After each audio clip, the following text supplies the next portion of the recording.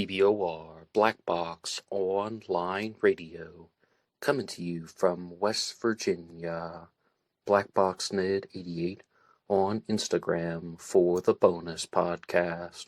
And welcome to BBOR, the home of true crime talk radio and your premier destination for unsolved mysteries, criminal psychology, and exploring the dark side of cyberspace.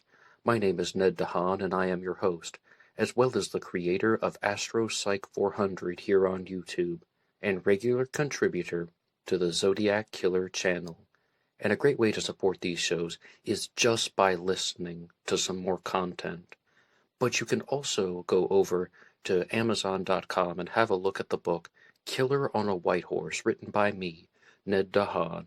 It is a novel, murder mystery, inspired by the Zodiac Manson connection, but it is indeed fictional. However, who doesn't love a good mystery? And there is always the TeeSpring page. Feel free to check out some of the merchandise. And remember, being weird is not a crime. Let the show begin. Okay, hello everybody, and welcome to this special weekend episode of Black Box Online Radio. On the weekends, I've been doing a regular segment about the murder of JonBenet Ramsey from 1996, and I just started the book discussion on The Death of Innocence, which was written by JonBenet Ramsey's parents, John and Patsy Ramsey. However, I was rather conflicted on a topic to choose for the Anything Goes Friday episode, where any subject is fair game. Last week, I did an Anything Goes Friday about Richard Speck, who was the man who was responsible for the South Chicago Massacre back in 1966, and I found that there was a movie that had been made about him called Chicago Massacre. The full title is Chicago Massacre Richard Speck, and I wanted to do an episode on that. However, I also was reading up more on some of the activities of the Miami Strangler, because someone had requested an episode on that. So that episode did indeed come out on Friday, and it's called A Secret Florida Serial Killer, The Murder of Clara Amelie, and I invite anyone to listen to that if you're curious about some of these true crime cases. And I decided to move the episode about Richard Speck to this weekend segment, and I also invite you to hit the like button and subscribe to the channel. It's a great way to help this program. And also, if you're curious about the Zodiac Killer and Jack the Ripper, regular episodes come out on Mondays and Wednesdays respectively about those stories. A great way to support everything in the entire process is to go over to BuyMeACoffee.com, BuyMeACoffee.com/BlackBoxNid88. There's a link to that in the description box. That website allows you to make a donation or contribution to help support the show, and anybody who makes a donation will get a shout out on Zodiac Monday.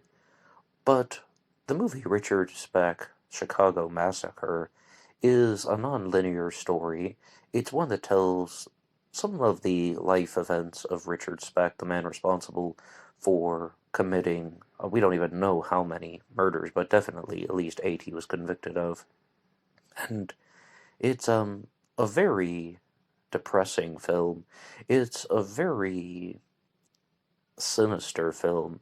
I was reminded of a quote from the movie Hayride. If anybody's into indie horror, the Hayride movies, they talk very frequently about the only monsters you need to worry about are the ones on 2 legs.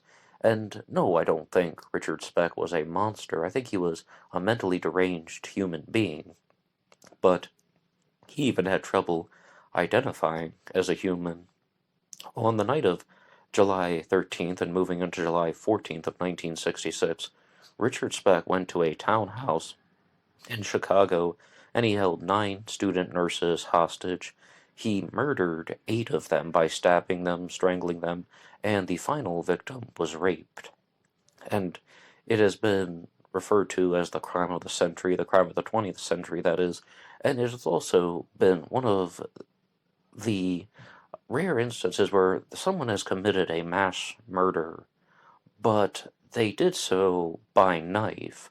a mass stabbing, but it's also involving a hostage situation. And some people might even look at this. I've even thought of this about how one man was able to overpower 9 different people. And there's some recreations of that in the film Chicago Massacre, where at first Richard Speck directs the nurses to tie up their own feet, or like bind their ankles together with strips of bed sheet, and then he tied their hands. Now, I don't really like to give away movie spoilers, but some things that they shared in this film that were very different than the story that I had read about on Black Box Online Radio last week were that the final victim in the Chicago Massacre was raped. The final victim in Richard Speck's um, murderous, well, the massacre, for lack of a better term, she was raped, but they said very clearly in the film Chicago Massacre that all 8 of the murdered women were raped. And I mean, it is somewhat beyond belief how Richard Speck was actually able to pull this off, stabbing and strangling 8 different women on the same night, but raping 8 different women. That even pushed the limits of belief. I mean, let's be very clear. I absolutely think Richard Speck was guilty of the murders, but that was a particular detail that they decided to change for the movie, that he raped all 8 of them. The survivor of the South Chicago Massacre was a woman named Corazon Amaral. She was originally from the Philippines, and they changed her name for the film. She was named Sandra Azano, and I noticed that they used a lot of the same letters, but they gave her a different name. And I'm not sure if that was done to protect the victim's privacy, or maybe it was done just because they thought people would connect more to the name Sandra rather than the name Corazon. I can't really comment too much on that. And the real life Corazon Amaral was able to survive by hiding under a bed while Richard Speck committed the murders, and they simply think that he lost count of the number of women that were in the room because he was so involved with committing the crimes. One of the books that I'm currently reading is The Unabomber and the Zodiac by Douglas Oswell, and there's a particular paragraph that was talking about mass murderers versus serial killers, and Richard Speck was a mass murderer. And in that book, it said that a mass murderer often commits suicide or even surrenders himself to the authorities after committing the crime. It's almost as if this person is so filled with rage that he wants to commit the horrendous acts of murder, and then he just wants to leave the world in destruction before he or she leaves the world himself. And I think that is absolutely true of Richard Speck. I think so many things about him are extremely textbook. And the evidence for this is Richard Speck attempted suicide after the South Chicago Massacre, after murdering 8 women in one night. He unsuccessfully tried to kill himself. And the thing I said before is this can also be a power tripping move where someone committed this crime and then, even by committing suicide, they would never be punished for it. They're just in control of their own fate, and it's all about power. And with Richard Speck, I think that he was all about power as well.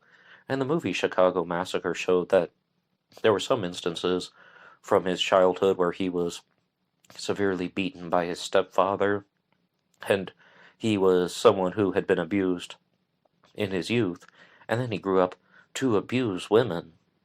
But a particular difference that I note between Richard Speck and the other mass murderers that I've talked about recently on the channel is that he had relationships, he had been married in the past, he had a daughter who wasn't discussed in the movie, but he fathered a child, all sorts of social connections, let alone he's some type of not exactly a smooth talker, but someone who just was able to float under the radar for a lot of people, and that is simply not the case with a lot of mass murderers.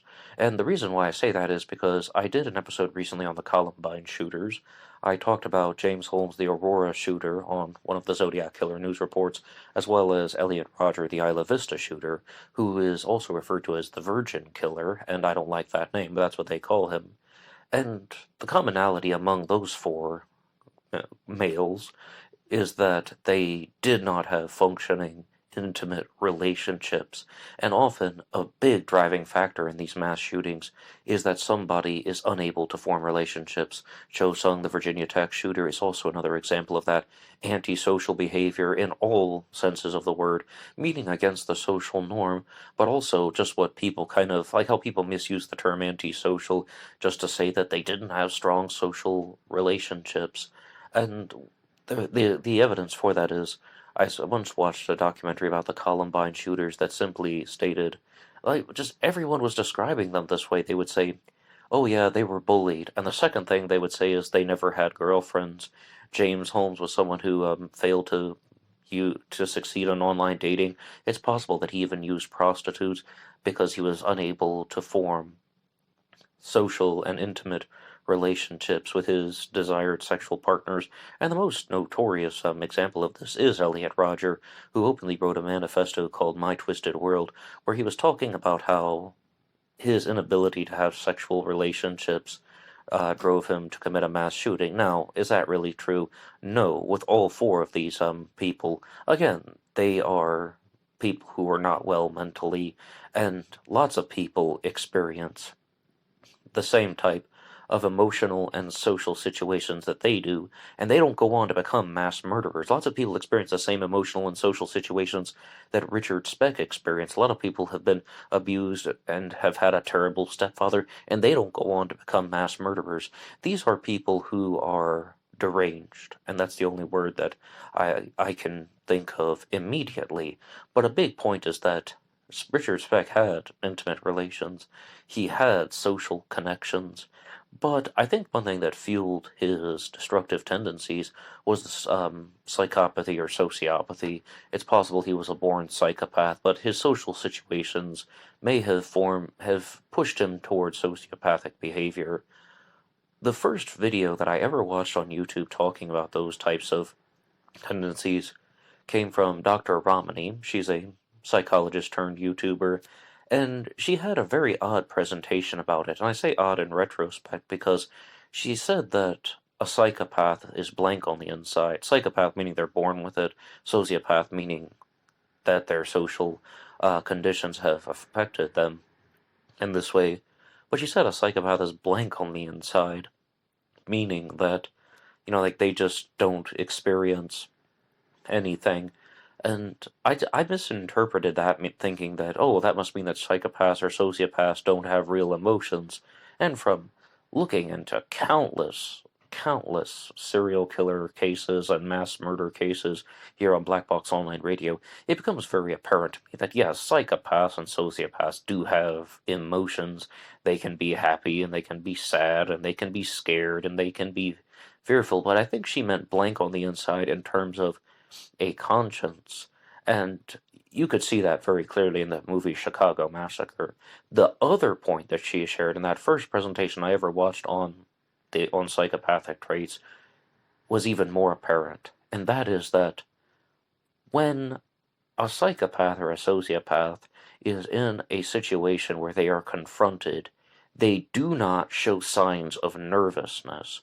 And if you watch the movie Chicago Massacre about Richard Speck, half the film is that.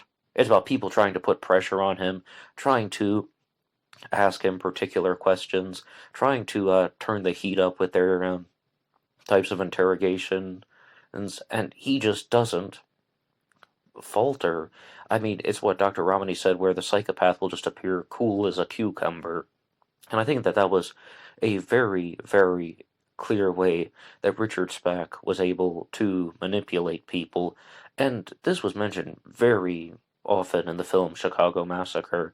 The film starts out with having Richard Speck stealing a woman's truck, and he goes to court, and the judge is just saying that it's like, well, we're going to give you counseling instead. You seem like a hardworking man.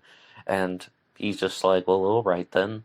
And then the woman is saying, but he broke my truck. I can't go to work. I can't feed my family if I can't work. And the judge is just saying, don't worry about it. Don't worry about it. Don't worry about it. In this very odd, childish voice. And I think that scene was meant to be an extreme exaggeration to draw attention to a particular point that everybody was just fooled by how his unfaltering behavior in these high pressure situations. So they thought that, oh, well, he must be a decent person, but it was just a manipulation tactic. There was another scene where Richard Speck was interrogated by the police after a violent encounter with a woman, and again, he just had that whole cool as a cucumber, unfaltering type of behavior when they were talking to him about it, and they simply thought that he was just an honest, hardworking individual, and he wasn't shying away from their questions or trying to hide anything about his identity. And I think those types of behaviors are learned by psychopaths very early on.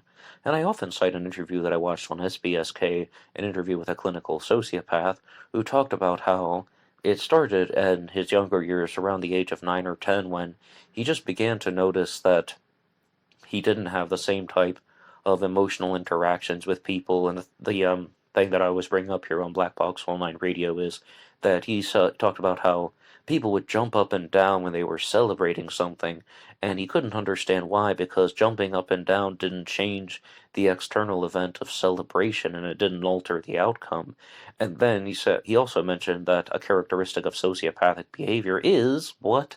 Manipulation. So it goes to show that just being indifferent to other people and manipulating them to fuel his own excitement. But with Richard Speck, I did the episode last week where I called him the world's most annoying murderer. That was the first episode that I did on Richard Speck. It's called Richard Speck, the world's most annoying murderer, because I said that I didn't think that he was any type of complex psychological mystery. I thought that he was an ordinary criminal thug who got out of control. I mean, let's say, even if the examples shared in the movie Chicago Massacre were fictionalized, let's just use that as a case example. Stealing a truck, or being abusive to a woman in a hotel, like when he was interrogated by the police, and those types of criminal behaviors just began escalating and escalating and escalating. And even in the film, they talk about how one thing that could have truly inspired the real life Chicago Massacre would have been that Richard Speck had recently been divorced, he was unable to secure employment, and this all ties into power tripping and not being able to be in control of things. And someone who is indifferent to other people and practically lives for the concept of having control of other people is unable to do so. So then what's he going to do? He's going to commit a very horrible, heinous, and horrendous crime, such as the South Chicago Massacre, which saw the deaths of 8 women, and as well as rape, strangulation, and all other types of abuse that went on. So I've often talked about the trinity of true crime deviants here on Black Box Online Radio, about that age-old saying that there are 3 reasons why people commit crimes: money, sex, and power. And I've always said, been saying this since 2019, that power is the most important one to criminals on that list. Not money, not sex. I mean, you see very clearly, Richard Speck murdered 8 women in one night. He raped one of them. The rest of them were murdered because of a desire to have control over them. It's about power. And there's even that other saying that rape is not about sex, it's about power. It's about wanting to dominate other people and to be in control of things. And if in the film Chicago Massacre, Richard Speck frequently says that he's not human, that he was born out of hell. His mother shot him out of her vagina just to raise hell, and that he even has a tattoo that says "Born to Raise Hell," which also led to his identification after the South Chicago Massacre. That was something that actually got him captured. And I just noticed that very strong disconnect from humanity when he's just trying to convince people that he is some type of demonic being. And I say that metaphorically. What I believe he was trying to say in the movie, as well as the real life Richard Speck, is just that he was a psychopath or a sociopath and he was indifferent to other people's well being, and he just didn't comprehend how to have those types of empathetic connections with people, and that just led to a host of destructive tendencies. starting with domestic abuse, starting with things like stealing, and just escalating up, and up until he committed a mass murder. And to be very clear, Richard Speck had a gun with him during the South Chicago Massacre, and one of the victims was even shot in the head in the movie Chicago Massacre. This is the dramatization, but if you read up on the story, it says very clearly that the women were strangled and stabbed. But as far as that goes, I think that the most creative scene in the entire film is actually in the beginning, where Richard Speck is in a bar and he's drinking, and this woman comes up behind him who has a bullet hole in her head, and the blood is dripping down. And you couldn't quite tell if it was a schizophrenic delusion, or it was a daydream, or it was some type of just twisted fantasy that he had thought about a lot about murdering women. And it was never brought back about, like, he didn't frequently have types of like schizophrenic episodes, or even show any type of gross psychological um mystery or something like that. But I thought that was rather creative, and if anybody does want to watch this movie, I saw it on Tubi for free, and I watch a lot of films there because they share a lot of crime dramas.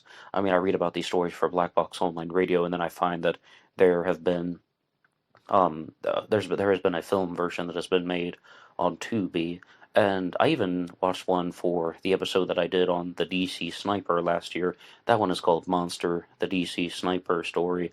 And again, I don't like calling people monsters. The reason why I gave it that title was because I did a direct response to the Atlanta Monster podcast about their season on the DC Sniper, and John Allen Muhammad and Lee Boyd Malvo, the team of killers that operated. And I actually grew up rather close to the DC area. I'm from West Virginia, but my part of West Virginia was very close to DC. Just a couple hours drive. So we were even on the lookout for the DC Sniper in West Virginia, shockingly.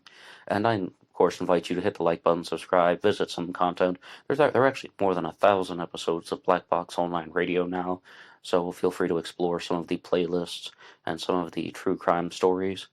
But in conclusion, I think that Richard Speck was someone who wanted to leave the world in destruction. He only cared for himself. And, it's not even about care, it's about fueling excitement. It's just about the neurochemicals in the brain. And believe it or not, they said some of this in the film Chicago Massacre, talking about misalignments in neurochemistry. And this is all after Richard Speck had been arrested and so on, and he had been convicted. I think that the film succeeded more or less. It's just very graphic scenes of the physical abuse, and not even so much the murders, but let's just leave it at that.